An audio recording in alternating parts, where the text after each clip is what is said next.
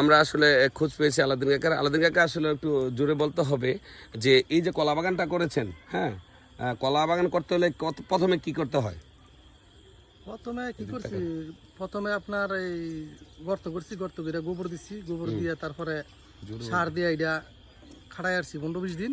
তারপরে এটা পুরো সবটি গর্ত গর্ত সার দিয়ে খাড়া রাখছেন প্রথম গোবর দিয়ে, তারপর পরে মিক্স করে আবার 15 দিন পরে এটা কোবাইয়া মিক্স করছি, মিক্স কইরা 2 দিন পরে সারা লাগাইছি। লাগাইছেন।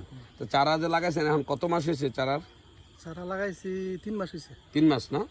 3 মাসে এখন কি কলার ইয়া ধরছে নাকি আর একটু বড় হবে কোনটা? এই মোটামুটি মাসখানি লাগবে। আর 1 মাস লাগবে। কেমন টাকা খরচ করেছে বা এখানে কতটুকু জমির মধ্যে আপনি করেছেন? এখানে আফগানি ক্ষেত, মানে আধা গানে ক্ষেত, 20 ডিসিম। 20 ডিসিমের মধ্যে কয়টা কলা গাছ লাগাইছেন কোনো হিসাব আছে এমনি নাকি? 200 কলা গাছ লাগাইছেন। তো 200 কলা গাছ লাগাইছেন, সবগুলো টিকছে তো ইনশাল্লাহ? হ্যাঁ ইনশাল্লাহ সব ঠিকছে। সব টিকছে না? আর কত টাকা খরচ পড়েছে আপনার এই পর্যন্ত? খরচ এই পর্যন্ত 25,000 টাকা গেছে। 25,000 টাকা গেছে। মাশাআল্লাহ, এটা তো সুন্দর। এবং আপনি কি আশাবাদী তো ইনশাল্লাহ? ইনশাল্লাহ এখন মতো আশাবাদী, যদি বান তুফান না হয় ইনশাল্লাহ ভালো হইবে। ভালো হইব না? তো বান তুফান তো হওয়ার সম্ভাবনা, বৈশাখী ঝড়ের কলা গাছে এক একটা করে রিজিকের মালিক আল্লাহ, আল্লাহ না খাওয়াবে। করে বাঁশ দিলে হয় না নাকি? এখন তো বাঁশ দিয়ে কিছু করা দেবো না, বাঁশে কিছু করতে তো না, বাঁশের থোর ফললে বাঁশ দিতেই হবে, বাঁশ দিয়ে কিছু করা দেবো।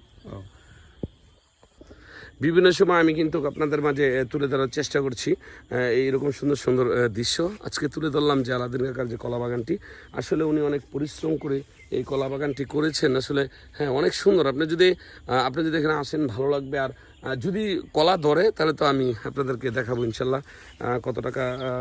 বিশেষ করে আসলে উনি অনেক টাকা খরচ করেছেন, বোঝা যাচ্ছে কলা বাগানটি দেখি।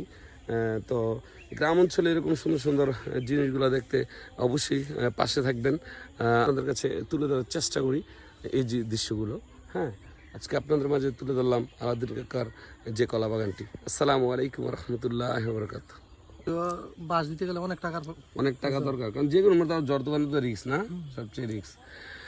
আসসালামু আলাইকুম। আসলে আলাদিন কাকা হচ্ছেন একজন রেমিটেন্স যোদ্ধা, যিনি প্রবাস জীবন কাটিয়েছেন। কত বছর কাটিয়েছেন প্রবাস?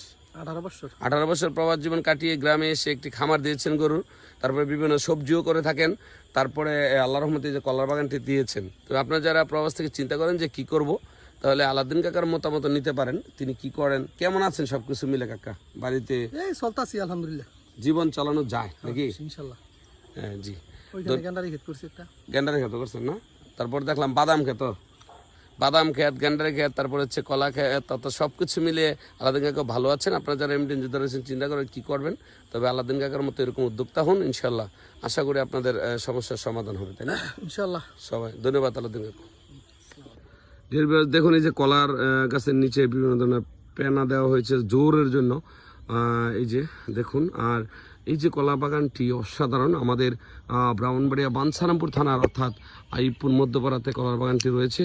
হ্যাঁ, আমি যদি আপনাদেরকে দেখাতে চেষ্টা করছি এ টু জেড ইনশাল্লাহ। হ্যাঁ, আপনারা দেখলে খুশি হবেন যে আসলে আমাদের গ্রামেও কি কলার বাগান হয়। আসলে এটাই স্বাভাবিক, যে জিনিস একজন মানুষ করতে পারে তিনি আর কেউ নন, উনি হচ্ছেন আলাদিন কাকু। তিনি করেছেন আসলে কলার বাগানটি। হ্যাঁ, এই কলার বাগানটি আসলে কি বলবো, উনি নিজেই অনেকটা যত্ন করছেন। এবং কিছুদিন পরে যখন কলা আসবে, কলা ধরবে, তখন কিন্তু আমি আপনাদেরকে অর্থাৎ বাগানটা পুরোটা দেখাবো। হ্যাঁ, কলা যে ধরেছে কীরকমভাবে। তো আজকে আমি আপনাদের মাঝে তুলে ধরলাম সেই কলা বাগানটি।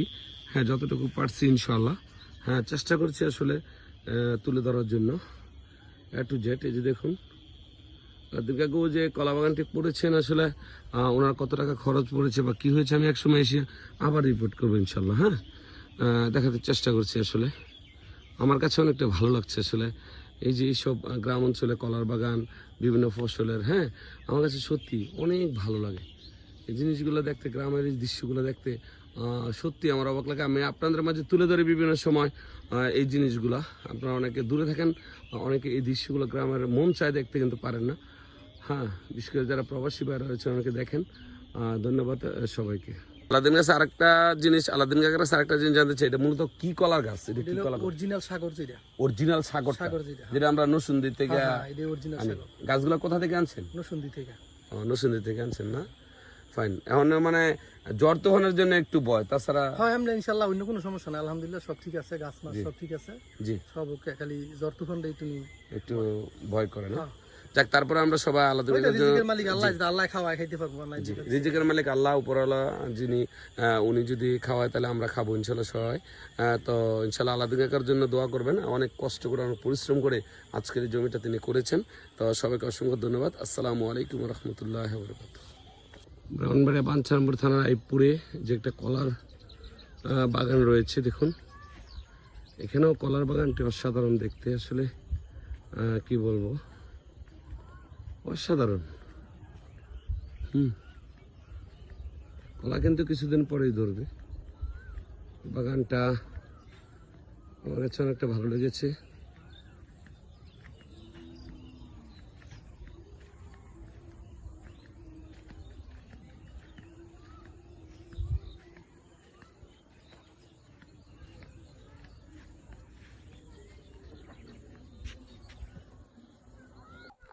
ডিয়ার বিয়ার্স, ব্রাহ্মণবাড়িয়া বাঞ্ছারামপুর থানার আইপুর ঠিক অর্থাৎ একদম লাস্ট প্রান্তে একটি কলার বাগান রয়েছে, অসাধারণ। যে কলার বাগানটি দেখুন, আমি যদি বলি, হ্যাঁ